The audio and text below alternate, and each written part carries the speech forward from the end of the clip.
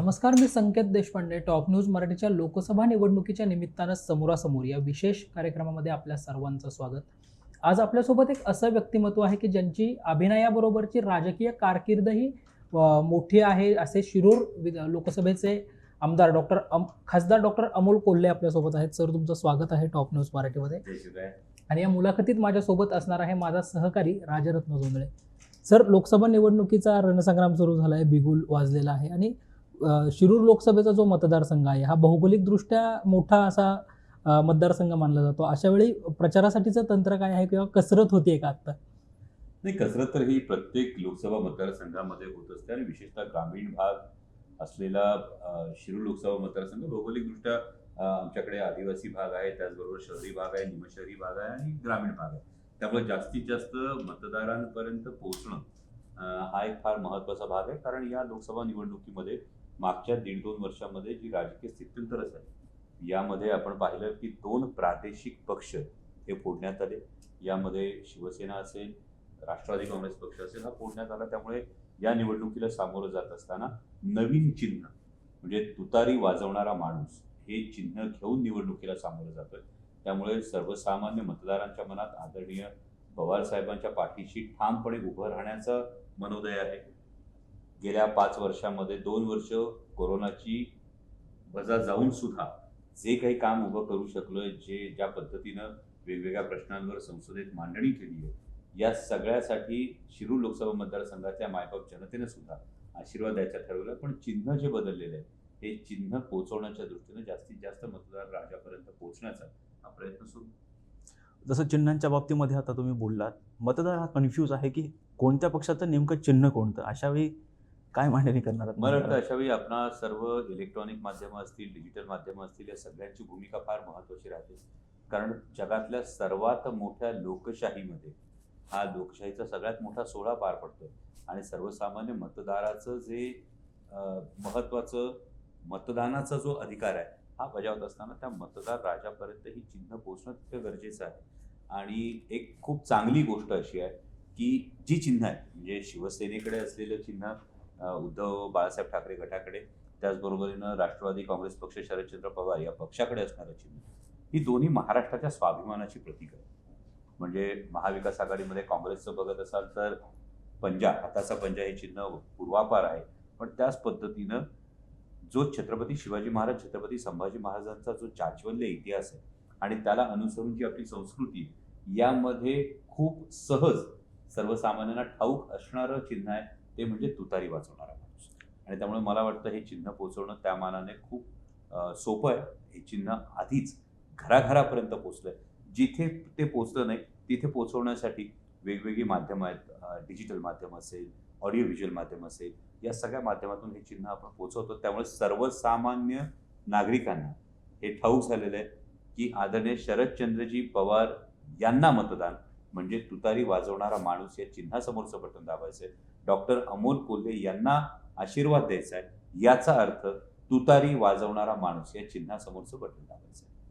आपल्या मतदारसंघामध्ये जो नाशिक पुणे हायस्पीड रेल्वेचा प्रश्न आहे त्याच्यावरून बऱ्याचदा श्रेयवादाची लढाई होत असते. माजी खासदार म्हणतात माझा प्रयत्न आहे, तुम्ही म्हणता की मी खासदार झाल्यानंतर त्याला खऱ्या अर्थाने गती मिळाली. माझी आपल्याला विनंती अशी असेल की पब्लिक डोमेनमध्ये या संदर्भातली सगळी कागदपत्र उपलब्ध. पुणे नाशिक सेमी हायस्पीड रेल्वेचा जो प्रकल्प आहे हा 20% राज्य सरकार, 20% केंद्र सरकार आणि 60% हा इक्विटी अशा माध्यमातून हा MRIDCच्या माध्यमातून होणारा प्रकल्प आहे. तर याचा DPR 2018ला पूर्ण झाला होता. जर कुणाला श्रेय घ्यायचं असेल तर त्यांनी या प्रश्नाचं उत्तर द्यावं की 2018ला DPR पूर्ण झाल्यानंतर केंद्रातल्या सत्तेचे आपण सहभागी होता, राज्यातल्या सत्तेचे आपण सहभागी होता, मग या DPRचं सादरीकरण सुद्धा महाराष्ट्र सरकारला का झालं नाही, पहिला प्रश्न. दुसरा प्रश्न, हा DPR पूर्ण झाल्यानंतर महाराष्ट्र सरकारचं एक बजेट सादर करण्यात आलं, या बजेटमध्ये काय तरतूद नक्की या प्रोजेक्टसाठी करण्यात आली, या प्रश्नाचं उत्तर द्या. त्यामुळे अशा पद्धतीनं खोटा श्रेयवाद करून हे जमणार नाही.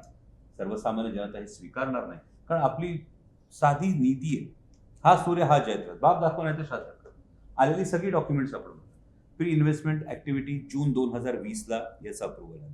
त्यानंतर महाराष्ट्र सरकारकडे सादरीकरण जून 2020 मध्ये झालं. त्यानंतर पुन्हा याची बैठक सप्टेंबर 2020 मध्ये झाली. यानंतर रेल्वे बोर्डाची मंजुरी असेल, नीती आयोगाची मंजुरी असेल, एक्सपान्शन कमिटीची मंजुरी असेल, या सगळ्या मंजुऱ्या जेव्हा मिळाल्या याच्या तारखा जे कोणी श्रेय घेतात यांनी लोकांसमोर आमने सामने दाखवाव्यात. त्यामुळं केवळ मी मागणी केली म्हणून गती मिळत नाही. ज्या गोष्टी घडल्या त्या या तारखेला घडल्या, तर ज्या तारखांना घडल्यात या तारखांना लोकप्रतिनिधी म्हणून कोण पाठपुरावा करत ते सर्वसामान्य जनता जाणते. आणि आता अगदी शेवटी कॅबिनेट अप्रुव्हलच्या स्टेजला हा प्रोजेक्ट जाऊन थांबलेला आहे. त्यामुळे मला वाटतं की या श्रेय घेण्यापेक्षा या संपूर्ण भागाचा विकास होण्याच्या दृष्टीनं, कारण खेडमध्ये होणारा म्हणजे चाकणमध्ये होणारा विमानतळ काही लोकांच्या अदूरदृष्टीपणामुळे हातचा गेला आहे. आणि त्यामुळं पुणे नाशिक सेमी हायस्पीड रेल्वेच्या माध्यमातून उत्तर भारत आणि दक्षिण भारत हा रेल नेटवर्क जोडण्याचा जो प्रयत्न आहे हा फार महत्वाचा, हा विकासाच्या दृष्टीनं फार महत्वाचा प्रोजेक्ट आहे. आणि त्यामुळे यामध्ये उगाचच्या श्रेयवादाकडे जाण्यापेक्षा हा प्रोजेक्ट मार्गी लावण्याच्या दृष्टीनं कोणी काय प्रयत्न केले लोकांसमोर. बैलगाड्या शर्यतीवरती बंदी उठवण्यासाठी माजी खासदार म्हणतात की हे श्रेय माझं आहे. त्यावेळी उठायला हवी होती 2019 साली. मी प्रत्येक वेळी म्हणतो की सीटवर फक्त रुमाल टाकून ठेवायचा आणि सांगायचं मी रिझर्वेशन केलं, याला अर्थ नसतो. 2019 पर्यंत त्यांनाच लोकांनी निवडून दिलं होतं. मग का नाही उठली याचं उत्तर द्या ना. ती आत्ताच का उठली याचंही उत्तर द्या. मग ही जी लोकांच्या समोर, यामध्ये अखिल भारतीय बैलगाडा संघटनेचं फार मोठं योगदान आहे. यामध्ये सर्वसामान्य बैलगाडा मालकांचं, बैलगाडा शौकीनांचं फार मोठं योगदान आहे. त्यामुळे कुणीतरी श्रेय घ्यायचं यापेक्षा कोणाच्या कार्यकाळात ती बंदी उठली सर्वसामान्य जनता जाणते. कोणी प्रभावीपणे संसदेमध्ये या संदर्भातली मांडणी केली होती. यापूर्वीची माझं तर आपल्याला विनम्र असे आवाहन आहे की आपण या संदर्भामध्ये संसदेमध्ये कोणी काय मांडणी केली याचा एकदा 2 विंडोमध्ये कम्पेअर अँड कॉन्ट्रास्ट मांडूनच टाका की कोणी काय मांडणी केली याच्या आधी संसदेमध्ये. आणि यामध्ये जे पशुसंवर्धन मंत्रालय होतं याची NOC कोणी आणली. जर कोणी श्रेय घेत असेल तर त्यांनी दाखवावं की ही NOC कोर्टाला सबमिट झाली, कुठल्या दिवशी झाली. त्यामुळे या संदर्भामध्ये जे 2 टप्पे होते, यामध्ये आधी एक इंटरिम रिलीफ मिळाला आणि त्यानंतर 5 सदस्यीय खंडपीठापुढे ही बैलगाडा शर्यत संपूर्णपणे सुरू होण्याच्या दृष्टीने पावलं उचलली. यामध्ये हे एकट्या दुकट्याचं नाही, हे सर्वांचं, या बैलगाडा अखिल भारतीय बैलगाडा संघटनेने जेवढा संघर्ष केला तो बघा ना तुम्ही. मग सन्माननीय माजी खासदारांचं असं म्हणणं आहे का की अखिल भारतीय बैलगाडा संघटनेने काही केलं नाही, बैलगाडा शौकीनांनी, बैलगाडा मालकांनी काही केलं नाही, असं नसतं. पण हेच सगळं होत असताना काय मांडणी झाली, कशा पद्धतीने बैलगाडा शर्यत ही संसदेमध्ये सातत्यानं चर्चेत आणण्यात आली. इतकंच नाही तर बैलगाडा शर्यत सुरू झाल्यानंतर जेव्हा इंटरिम रिलीफ मिळाला त्यानंतर एक खासदार, देशाच्या संसदेतला एक खासदार गाड्यासमोर घोडी धरतो, या घटनेनं डेफिनेटली जिथे जिथे बैलगाडा शर्यत पोहोचली नव्हती याही ठिकाणी इलेक्ट्रॉनिक माध्यमांच्या माध्यमातून, सोशल मीडियाच्या माध्यमातून ही बैलगाडा शर्यत पोहोचली. या सगळ्याचा एक परसेप्शन तयार करण्यासाठी फार मोठा फायदा होतो. याकडे दुर्लक्ष करून कसं चालेल. त्यामुळे नुसतं श्रेय घेण्यापेक्षा पुन्हा तेच आहे, हा सूर्य हा जयद्रथ कोणाच्या कार्यकाळात सुरू झाली, कोणी काय मांडणी केली, आणि हे करत असताना अखिल भारतीय बैलगाडा संघटना, बैलगाडा शौकीन, बैलगाडा मालक या सगळ्यांचं योगदान हे असं अधेरून चालणार. शिरूर लोकसभा मतदारसंघामध्ये जर आता आपण पाहिलं तर तिरंगी लढत होणारे जवळपास निश्चित आहे. वंचित बहुजन आघाडीकडून मंगलदास बांदल यांना उमेदवारी दिलेली आहे. कुठल्या पक्षाकडून? वंचित बहुजन आघाडीकडून. नाही, कारण काल मी सोशल मीडिया समोर काही इमेजेस आल्या, त्यामध्ये माननीय उपमुख्यमंत्री देवेंद्रजी फडणवीस यांच्या बैठकीत ते होते, त्यामुळे मला त्याविषयी काही फारशी कल्पना नाही आहे. परंतु मला असं वाटतं की तिरंगी लढत होणार की दुरंगी लढत होणार हे एकदा उमेदवारी अर्ज दाखल झाल्यानंतर आणि त्याची छाननी झाल्यानंतर ते समजेल.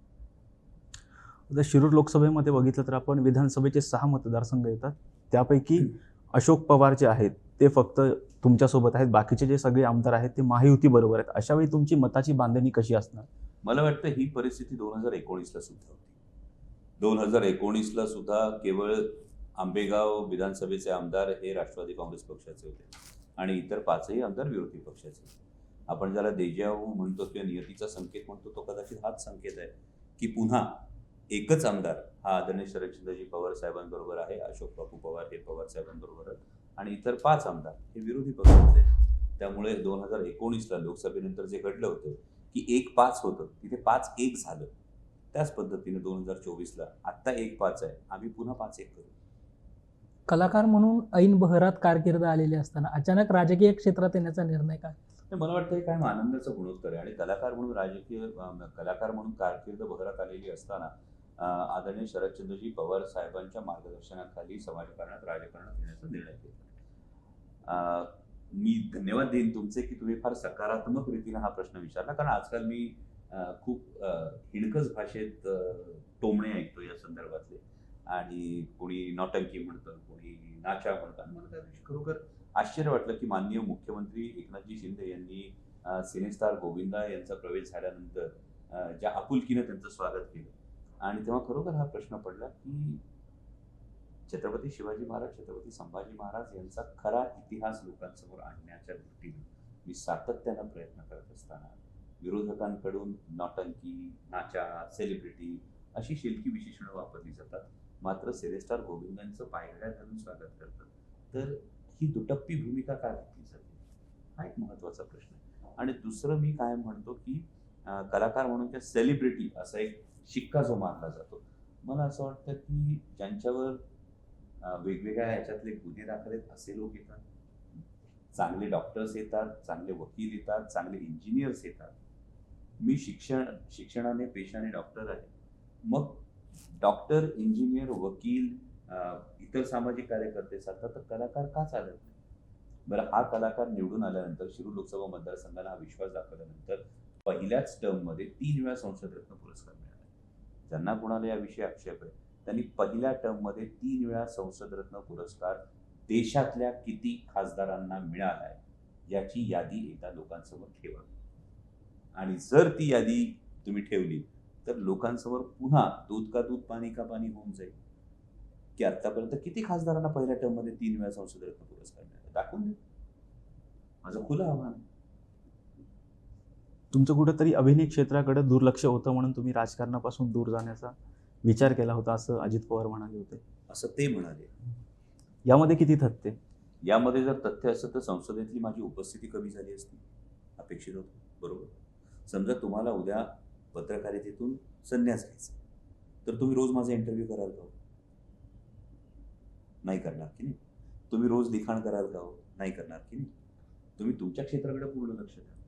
मग माझं म्हणणं हेच आहे की शिरूर लोकसभा मतदारसंघातल्या जनतेनं मला लोकप्रतिनिधी म्हणून निवडून दिल्यानंतर जर असं असतं तर यामध्ये माझी संसदेतली उपस्थिती कमी व्हायला हवी होती.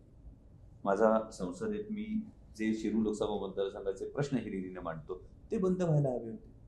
मी जर सातत्यपूर्ण ह्या गोष्टी करतो तर असं कोणीतरी सांगणं, याच्यावर विश्वास कसा ठेवला जाईल? खूप सोपं आहे. जर हे असतं तर मी याच्या आधीच्या प्रश्नाचं जे उत्तर दिलंय की सलग पहिल्या टर्ममध्ये 3 वेळा संसद रत्न, त्यात एकदा संसद रत्न पुरस्कार कोविडच्या काळामध्ये दिला गेला नव्हता, म्हणजे 4 पैकी 3. मला वाटतं 75% सक्सेस रेट, हा स्ट्राईक रेट फार चांगला आहे. त्यामुळे असं कोणीतरी म्हणत असेल तर त्याच्यावर किती विश्वास ठेवायचा हे लोकांनी पुन्हा पार्लमेंटचा अटेंडन्स, पार्लमेंटरी परफॉर्मन्स, त्याचबरोबरीनं पक्षाच्या संघटनेच्या कार्यक्रमांमधली उपस्थिती, पक्षाच्या इतर कार्यक्रमांमध्ये म्हणजे अगदी शिवस्वराज्य यात्रा म्हणा, विधानसभेचा प्रचार म्हणा, पक्षाचं राष्ट्रीय अधिवेशन म्हणा, या सगळ्या गोष्टींमध्ये तुम्हाला अमोल फुले आहेत ना तिथे. पण तुमच्या खासदारकीच्या कारकिर्दीमध्ये तुम्ही मतदारांच्या भेटीच घेतल्या नाही, असा सुद्धा आरोप तुमच्यावरती केला जातोय. मी परवाही सोशल मीडियावर एक व्हिडिओ प्रसारित केलाय. आपण, माझी विनंती आहे की या इंटरव्ह्यूमध्ये जर तो व्हिडिओ दाखवता आला तर आपण तो जरूर दाखवा, कारण आजकालची निवडणूक ही एका परसेप्शनवर केली जाते, आणि ही निवडणूक जनशक्ती विरुद्ध धनशक्ती असल्यामुळे समोर बलाढ्य धनशक्ती आहे, आणि या पैशाच्या जोरावर सोशल मीडियावर इन्फ्लुएन्स करून, ज्याला आपण काय म्हणतो, पेड ॲडव्हर्टाइजमेंट असते सोशल मीडियावर, हे अनेकांना ठाऊक नाही आहे की सोशल मीडियावर बूस्ट पोस्ट नावाचा तुमच्या फेसबुकवर हे येतो, त्यानंतर इंस्टाग्रामवर येतो. तर या पद्धतीने सोशल मीडियामध्ये किंवा बल्क SMS असतात, या पद्धतीने एक परसेप्शन तयार करण्याचा प्रयत्न झालेला आहे, आणि हा परसेप्शन तयार करण्याचा प्रयत्न, माझी विनंती तीच आहे, त्याच सोशल मीडियावर, माझ्या फेसबुक वॉलवर जा, माझ्या इंस्टाग्राम वॉलवर जा, तारखेनुसार पोस्ट आहे, मी कधी कधी जनतेमध्ये आहे हे बघा. आता यामध्ये परसेप्शन होताना एक फायदा विरोधकांना काय होतो, म्हणजे मला सांगा, एक कुस्तीची स्पर्धा आहे आणि यामध्ये 20 वर्षाच्या पोरासमोर तुम्ही 5 वर्षाच्या पोराला कुस्तीला उभं केलं, कोण जिंकलं? तुलनात्मक दृष्ट्या ताकद कोणाची जास्त असते? तर हे कारण असं आहे की एक लोकप्रतिनिधी 20 वर्ष त्या भागात काम करत असताना दुसरा लोकप्रतिनिधी 5 वर्ष काम करतोय आणि त्याच्या पहिल्याच 5 वर्षामध्ये 2 वर्ष कोविडने कमी होतात. लॉकडाऊन होता, कोरोनाचा काळ होता, यामध्ये भेटीगाठींना मर्यादा होत्या. त्यामुळं तुलना जर झाली तर 18 वर्ष विरुद्ध 3 वर्ष अशी तुलना आहे. आणि 18 वर्ष विरुद्ध 3 वर्ष ही तुलना असेल तर हे एक फॉल्स परसेप्शन तयार करणं, एक खोटा प्रचार करणं, खोटं बोल पण रेटून बोल, हे तयार करणं, हे विरोधकांनी त्यांच्या पैशाच्या जोरावर, त्यांच्या प्रचंड धनशक्तीच्या जोरावर हे अवलंबलंय. पण मायबाप जनता जाणते, लोकांना माहिती आहे. आज शिरूर लोकसभा मतदारसंघातली जनता ही अत्यंत सूज्ञ आहे. त्यांनी स्वतः सोशल मीडियावर बघितलं, त्यांना कळतं किती वेळा येऊन गेलेत, किती वेळा आलेत. आणि त्याही पेक्षा महत्त्वाचं म्हणजे हे करणं तर गरजेचंच आहे, पण त्याचबरोबरीनं आमचे प्रश्न हिरहिरीनं मांडणं हे फार गरजेचं आहे. त्यामुळं तुम्ही जर म्हणालात तर मी एकीकडे म्हणतो 18 वर्ष, दुसरीकडे 3 वर्ष, की आपण सोयीसाठी म्हणू 20 वर्ष आणि 5 वर्ष. जसं 20 वर्ष आणि 5 वर्षातला जनसंपर्काचा आपण मुद्दा घेतो, त्याच पद्धतीनं 20 वर्ष कालखंड मिळालेला असताना, त्याची 15 वर्ष सत्तेत असताना, 5 वर्ष सत्ता पक्षाचे खासदार असताना शिरूर लोकसभा मतदारसंघासाठी किती मोठे प्रोजेक्ट्स येऊ शकले, हा रोकडा सवाल आहे. तर या 15 वर्षामध्ये शिरूर लोकसभा मतदारसंघामध्ये एकही मोठा प्रोजेक्ट आलेला दिसत नाही. पण 5 वर्षाचा कार्यकाळ मिळालेला असताना त्याची 2 वर्ष कोरोनाने गेली तरी सुद्धा नॅशनल हायवेच्या माध्यमातून तब्बल 19,500 कोटी रुपयाचे एलिव्हेटेड कॉरिडॉर्स असतील, पुणे नाशिक हायवेच्या संदर्भातले 6 बायपासेस असतील, पुणे नाशिक सेमी हायस्पीड रेल्वेचा प्रोजेक्ट हा अगदी कॅबिनेट अप्रुव्हलपर्यंत नेणं असेल, इंद्रायणी मेडिसिटी सारख्या प्रोजेक्टची मांडणी असेल, राष्ट्रीय वनौषधी संशोधन केंद्रासारख्या महत्त्वाच्या प्रोजेक्टची, माझ्या आदिवासी भागासाठी फार महत्त्वाचं प्रोजेक्ट आहे, या प्रोजेक्टची मांडणी असेल, चाकणचं ESIS हॉस्पिटल असेल, या अशा अनेक प्रोजेक्ट्स तुम्हाला गेल्या 3 वर्षात होताना दिसले. मग हे प्रोजेक्ट्स होणं किंवा हे प्रोजेक्ट्स मांडले जाणं हे तितकंच महत्त्वाचं आहे. त्यामुळं तीनही गोष्टी तुम्ही बघा. जनसंपर्काच्या बाबतीत मी सांगितलं, सोशल मीडियावर आहे. प्रोजेक्टच्या बाबतीमध्ये 15 वर्षांमध्ये जे घडलं नव्हतं ते 3 वर्षात करून दाखवलं. आणि त्याच्या पुढची गोष्ट आहे की 15 वर्षामध्ये शिरूर लोकसभा मतदारसंघाचा देशाच्या संसदेमध्ये किती वेळा नामोल्लेख होत होता, किती वेळा त्याचा उल्लेख होत होता, त्या तुलनेमध्ये गेल्या 3 वर्षात किती वेळा उल्लेख झाला, माध्यमांमध्ये किती वेळा उल्लेख झाला, आपण बघा. त्यामुळं पुन्हा दूध का दूध, पाणी का पाणी. खासदार डॉक्टर अमोल कोल्हे यांच्यासोबत सुरू असणारी ही चर्चा जी आहे ती अशी सुरू राहणार आहे. तुर्तास वेळ झाली आहे एका छोट्याशा ब्रेकची. Come on guys, hurry up. अरे सुन ना, एक ब्रेक ले लेते हैं. Guys, I'm telling you, तुम लोगों को सही से ट्रैकिंग नहीं आता. But that's okay, you can learn. रोज का ढक्कन देना. तो ये रेड वाला है, सही वाला देना. अब एक ढक्कन. पहले तो सही पानी पीना.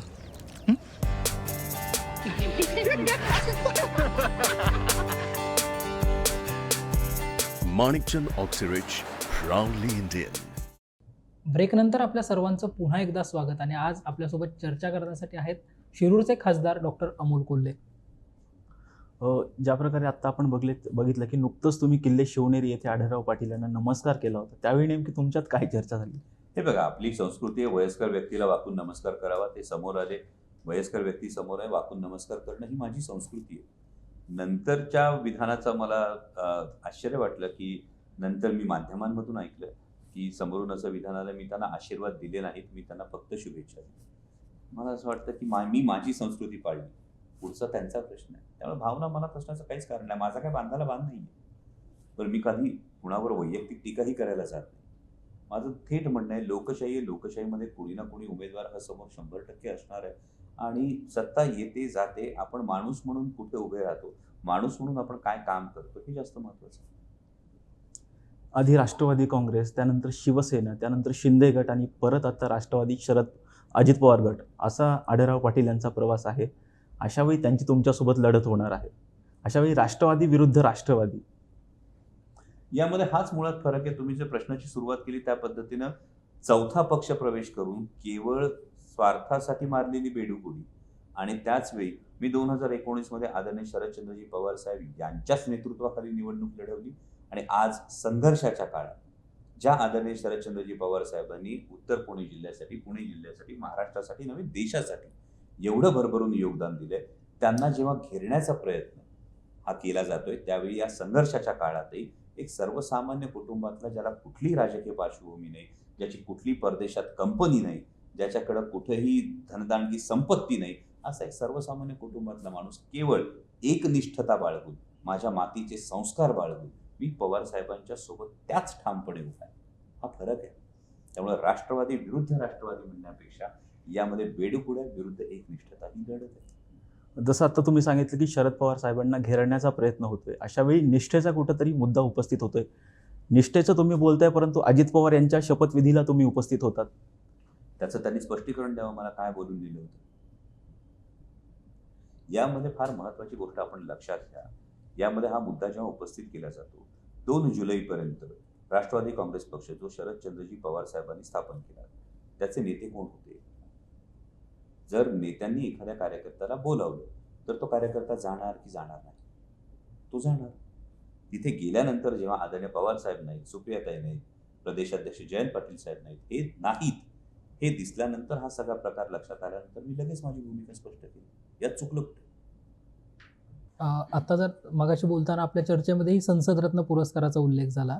ज्या दिवशी शिवाजीराव आढळराव पाटलांनी अजित पवारांच्या उपस्थितीमध्ये राष्ट्रवादीत प्रवेश केला तेव्हा त्यांनी असं विधान केलं की संसदरत्न पुरस्कार हा संसदेशी संबंधित नाही, चेन्नईमधली जी 10x10च्या खोलीत बसणारी कंपनी ती संसदरत्न पुरस्कार देते. याला एका वाक्यात म्हणायचं तर नावडतीचं मीठ अडली. कारण 15 वर्षामध्ये केवळ 2दा संसदरत्न पुरस्कार मिळणं, तोही 2 वेगवेगळ्या टर्ममध्ये मिळणं, आणि पहिल्याच टर्ममध्ये कोविडचा एक टर्म सोडूनही पहिल्याच टर्ममध्ये 3 वेळा संसदरत्न पुरस्कार मिळणं. त्यामुळे ही पोटदुखी असणं स्वाभाविक आहे. पण इतक्या वयस्कर नेतृत्वाला खरं तर हे ठाऊक असणं गरजेचं होतं. ज्यांना 3 वेळा संधी दिली त्यांना हे ठाऊक असणं गरजेचं होतं की या संसदरत्न पुरस्काराची जी समिती असते, या समितीचे अध्यक्ष संसदीय कामकाज मंत्री असतात आणि भारतरत्न डॉक्टर APJ अब्दुल कलाम यांच्या संकल्पनेतून हा पुरस्कार सुरू झालेला आहे. त्यामुळं आपल्याला मिळतो तेव्हा गवगा, दुसऱ्याला मिळतो तर तो 10x12च्या खोलीत. मग ज्या माननीय मुख्यमंत्री एकनाथजी शिंदे यांचे चिरंजीव खासदार श्रीकांत शिंदे यांना सुद्धा यावेळी पहिल्यांदा संसदरत्न पुरस्कार मिळाला, त्याचे मोठमोठे फ्लेक्स लावले, त्याही विषयी सन्माननीयांचं हेच म्हणणं आहे की तुमच्यावर व्यक्तिगत पातळीवर जाऊन टीका केली जाते, परंतु तुम्ही कोणाला व्यक्तिगत पातळीवर जाऊन त्याचं प्रत्युत्तर देत नाही. ही आपली संस्कृती आहे की समोरच्याची, म्हणजे आपली रेष जी लहान आहे ती उगाच मोठी दाखवायची म्हणून समोरच्याची रेष फोडायची, असा काहींचा स्वभाव असतो. माझा तो स्वभाव नाही. आपण आपली रेष वाढवावी. मायबाप जनता सुज्ञ ते बघतात आणि ते योग्य तो निर्णय घेतात. त्यामुळे मला वाटत नाही व्यक्तिगत पातळीवर जाऊन कोणावरही टीका करण्याची काही आवश्यकता आहे. मी अगदी सोप्या शब्दात सांगायचं झालं तर अभिनय हा माझा व्यवसाय, अभिनय हा माझा छंद आहे. पण मी उजळ माथ्यानं 4 चौघात दिवसाढवळ्या माझा छंद सांगू शकतो. तेव्हा माझ्यावर वैयक्तिक टीका करणाऱ्यांनी आपली हीच परिस्थिती आहे का याचं अवलोकन केलं पाहिजे. मागच्या लोकसभा निवडणुकीमध्ये आढळराव पाटलांकडून तुमची जात काढण्यात आली होती. मी कुठल्या जातीत, कुठल्या धर्मात, कुठल्या प्रांतात जन्माला आलो हे माझ्या हातात. त्यामुळे मी काही वर एंट्रन्स हे देऊन आलेलो नाही.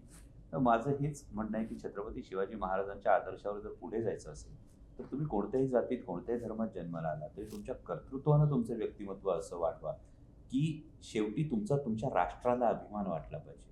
मी त्या पद्धतीनं काम करणारा एक कार्यकर्ता आहे. त्यामुळे इतर कोणी जे माझ्या गोष्टी हातातच नाही ती जात काढून जर कोणी हिणवण्याचा प्रयत्न करत असेल तर मला असं वाटतं मी माझ्या कामातूनच त्याला उत्तर देईन. शिरूर लोकसभेसाठीचं आता तुमचं विजन काय असणार आहे? शिरूर लोकसभा मतदारसंघामध्ये जसं मी म्हणालो की 19,500 कोटी रुपयाचे प्रकल्प मंजूर झाले, त्याची टेंडर प्रोसेस सुरू आहे.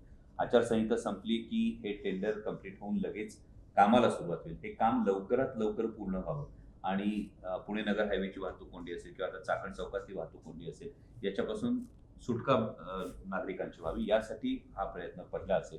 दुसरा इंद्रायणी मेडिसिटी सारखा एक अत्यंत महत्वाकांक्षी प्रकल्प आहे. हा पुढे नेणं आणि भविष्य काळामध्ये माझ्या शिरूर लोकसभा मतदारसंघातल्याच नाही तर पुणे जिल्ह्यातल्या नागरिकांच्या आरोग्य सेवेच्या दृष्टिकोनातून एक क्रांतिकारी पाऊल हे समोर येताना दिसणार आहे, तो प्रकल्प पूर्ण करणं असेल. त्याचबरोबर आमच्या जुन्नर तालुक्यामधले IT हब असेल, त्याचबरोबरीनं राष्ट्रीय वनौषधी संशोधन प्रकल्प पूर्ण करणं असेल आणि Pune Nashik semi high speed railway जी आता कॅबिनेट अप्रुव्हलला येऊन थांबलेली आहे. देशातलं जे सरकार आहे हे 100% बदलणार आहे, कारण हा निकाल देशातल्या जनतेनं घेतलेला आहे. त्यामुळे सरकार बदलल्यानंतर पुणे नाशिक सेमी हायस्पीड रेल्वेला नक्कीच जे कॅबिनेट अप्रुव्हल आहे ते लवकर येऊन हा प्रकल्प लवकरात लवकर पूर्ण व्हावा हे विजन आहे. अजित पवार ज्यांना आव्हान देतात त्यांना ती निवडणूक जड जाते असा इतिहास आहे. विजय शिवतारेंच्या बाबतीमध्ये आपण बघितलं. त्या इतिहासामध्ये एक बदल थोडासा सुचवू इच्छितो की ज्यावेळी अजितदादांनी विजय शिवतारेंना आव्हान दिलं होतं त्यावेळी अजितदादांच्या पाठीमागे आदरणीय शरदचंद्रजी पवार नावाची एक अफाट शक्ती उभी होती. आज मी आदरणीय शरदचंद्रजी पवार साहेबांच्या साथीनं त्यांच्या मार्गदर्शनाखाली ही निवडणूक लढवतोय. त्यामुळे 2 जुलै 2023 पूर्वीची परिस्थिती वेगळी होती. तुम्ही जर म्हणता एवढं आव्हान देत असेल अजितदादा इतका मोठा नेता, तर मग इतक्या मोठ्या नेत्याला लोकसभेच्या जेमतेम 4-5 जागांवर समाधान मानावं लागावं. बरं, ज्या 4-5 जागा येतात त्यातही एक उमेदवारी घरात द्यावी लागावी, 2 ठिकाणी उमेदवार आयात करावा लागावा. हे मायबाप जनता बघतीये की आदरणीय शरदचंद्रजी पवार साहेबांची ताकद पाठीशी असताना असलेली परिस्थिती. आणि आता समोर आहे ना की जेमतेम 5 जागांवर, तेही इतकं भारतीय जनता पक्षाने झुलवल्यानंतर, इतक्या दिल्लीच्या वाऱ्या केल्यानंतर जेमतेम 5 जागांवर त्यांना समाधान मानावं लागलंय. आणि त्या 5 जागांमध्ये सुद्धा एक जागा घरात आहे. शिरूरच्या लोकसभा मतदारसंघाच्या उमेदवारीसाठी उमेदवार आयात करावा लागलेला आहे. धाराशिवच्या जागेसाठी उमेदवार आयात करावा लागलेला आहे. मग असं एका ठिकाणी स्वतःच्याच शेवटी प्रदेशाध्यक्षांना निवडणूक लढावी लागलेली आहे. मग याला जनता ताकद म्हणायची की नाही हे जनता ठरवेल. विजयाची खात्री आहे शिरूरमध्ये. माझ्या शिरूर लोकसभा मतदारसंघातल्या मायबाप मतदारांच्या प्रामाणिकतेविषयी, त्यांच्या सुज्ञतेविषयी खात्री आहे आणि माझा मायबाप जनतेवर विश्वास आहे. विजयाचं मताधिक्य किती असेल असं वाटतं? मी मताधिक्य काउंट करतच नाही, कारण 2019मध्ये शिरूर लोकसभा मतदारसंघामध्ये आम्ही अनेक वल्गना ऐकल्या होत्या की बराक ओबामा समोर उभे राहिले तरी चालेल, किंवा अजितदादांमध्ये हिंमत असेल तर अजितदादांनी 2019मध्ये शिरूर लोकसभा मतदारसंघ लढवून दाखवावा. अशा वल्गनांकडे लक्ष देण्यापेक्षा मला साधं असं वाटतं की मायबाप जनता जो काही कौल देईल तो मला मंजूर आहे. आणि एकानंच 50 पावलं पुढे चालत जाण्यापेक्षा 50 जणांनी एक पाऊल जरी पुढे चालले तरी सुद्धा त्या 50 जणांचं एक पाऊल पुढे येणं हे जास्त महत्त्वाचं आहे. खूप खूप धन्यवाद की तुम्ही टॉप न्यूज मराठीशी इतक्या विस्ताराने बोललात. अशाच ताज्या आणि महत्त्वपूर्ण बातम्यांसाठी, मुलाखतींसाठी पाहत रहा टॉप न्यूज मराठी.